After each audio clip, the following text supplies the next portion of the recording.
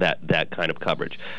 The interesting thing, though, is there's different laws that apply to whether you're on the hook for that money, whether you're an individual or a business. And if you're a business, it's not always as easy to get the bank to pay you the money. Oh, and really? So I would advise, those of us that are, involved in running small business, medium-sized business, to make sure that you've got not only the right IT protection, but also the right insurance protection, frankly, if that kind of situation should happen to you. So if you buy insurance, is it similar to car insurance where somebody is going to determine whether you were at fault or not? Like if I went to a questionable website, that's my fault. I shouldn't go to those sites.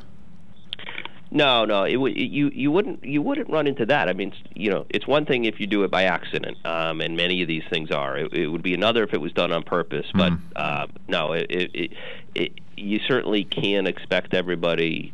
That's part of how business is done. It's part of how commerce is done.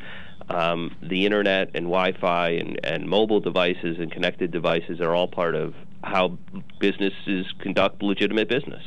And so we would encourage awareness and best practices, but certainly we understand that even with that in place, people are going to go to sites and click on things that end up causing them a bad day.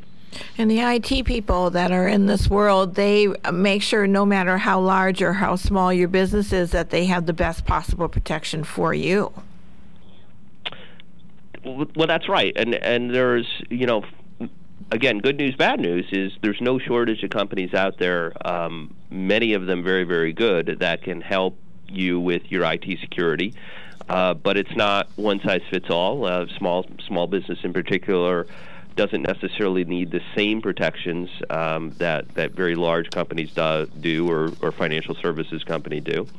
And that's a little bit of shopping around, making sure that you've got the right people for your business at the right price for your business, is also something that I think it's worth the time to invest in.